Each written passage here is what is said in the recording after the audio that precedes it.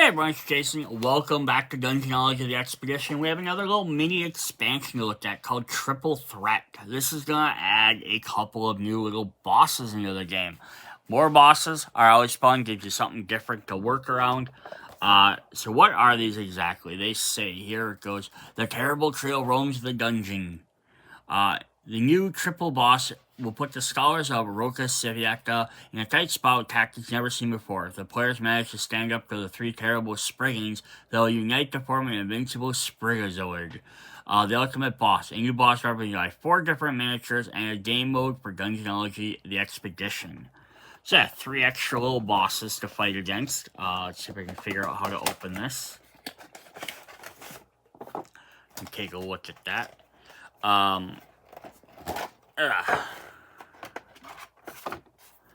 So yeah, just the 4 different boss cards.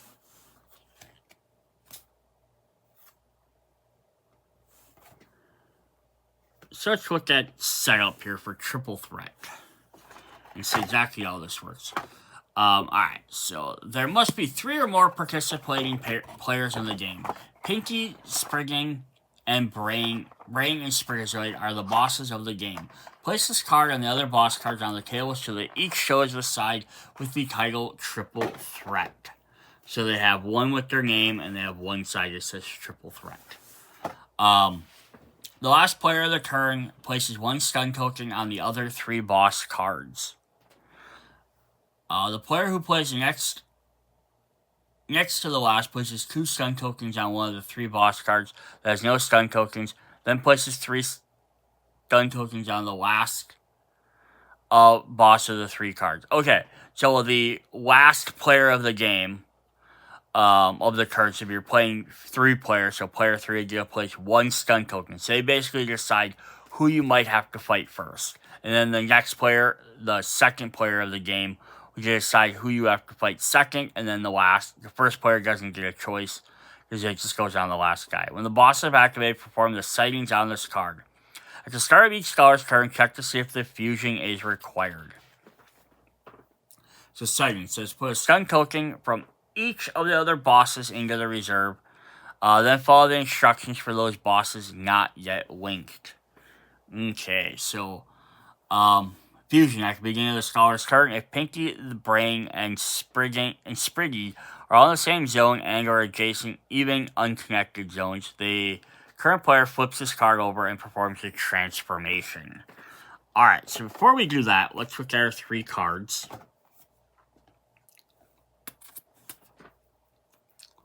We got Springy. So it says when there are no more stun tokens on the card, flip it over, perform the linking action. Pinky. Same thing. And we have Brain. Let's take a look at these guys. Let's take a look at their miniatures quick. So for Pinky, it looks like he's in the middle. He's got the fists.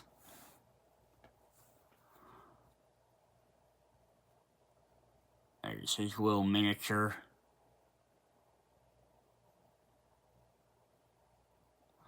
Of course, the Spriggings are very familiar if you're used to the games. Also, notice he has a kind of a curved base, so that's something to take note of.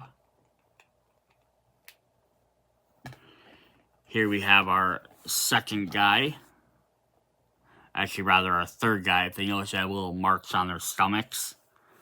For 1, 2, and 3. So this is Spriggy. He's got the boots and a big giant spear.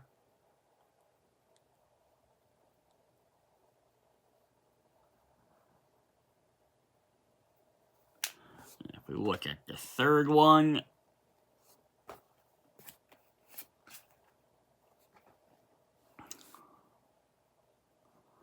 which is the Brain, who's the mask, so he's like the head of the operation.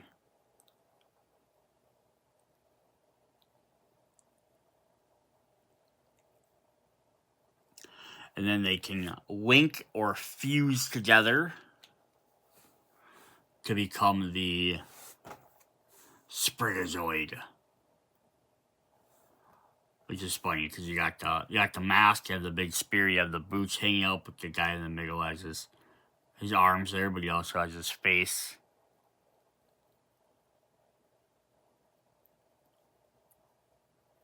sticking out. So very interesting. You know, she has a full base. The other guys all had little moon bases. So let's see what they do. So if we flip over Sprigazoid here quick, he says, put the other bosses and their models in the reserve. Place the Sprigazoid in your zone. Activation. Each scholar in the same zone as Sprigazoid chooses whether to discard 2 trick cards or sacrifice 2 students. Special. All bonus values of trick cards played from the scholar's hand in the same zone as Sprigazoid are reduced by 1. When a scholar leaves the zone where Sprigazoid is located, Sprigazoid follows him and always remains in the same zone, even if the scholar performs a rest activity or passes through the starting zone. So he's gonna follow you around. So the only way for him to get off you is to run into a zone with somebody else and have them leave, because then you'll follow them around. Very interesting. Alright, so let's know what their individual cards do. So it says, when there are no more stun tokens on this card, flip it over and perform linking. So how do we again do that? So sightings. Put a stun token on from each of the other boss cards onto the reserve. So you have a 1, a 2, and a 3. So the first sighting will flip over the first one you pick, which could be any of the 3. Could be different every time. The second time it'll be the second guy. The third time will be the third one. Alright, so here's what Brain does here. Linking. If the model of Brain... Link the model of Brain to the scholar who activated the boss effect. If the scholar is already linked to Spriggy or Pinky, the Brain is linked to another randomized scholar who is not linked to anyone, even if the scholar is in a starting zone. 2 models remain linked together until an effect removes them from the game. So that's what this means, is that these little crescent bases. So if this was a scholar, he would then link to them, and now it's showing that he's sticking with him no matter what. And that's how they kind of indicate that. So it's a really cool idea. Usually, all the other games use that for, generally, the, Nova Yectus or Black Rose Wars use that for, pets and allies. So it's kind of funny we're using it for a bad guy. Huge Mask. The hand value of the scholar linked to the Brain is 2 and cannot go up in any other way. One of Us. The scholar linked to Brain can use his action to collect information cubes the leftmost from the zone he is in. So you can just use his action to... So this guy's following him around. Your hand size is knocked down to 2, but you can just automatically get tokens or cubes. So that's kind of interesting. If we look at Pinky here, same thing for linking, does the same thing. Bully. At the start of the game, at the start of their turn, scholar linked to Pinky must sacrifice all but one of his students.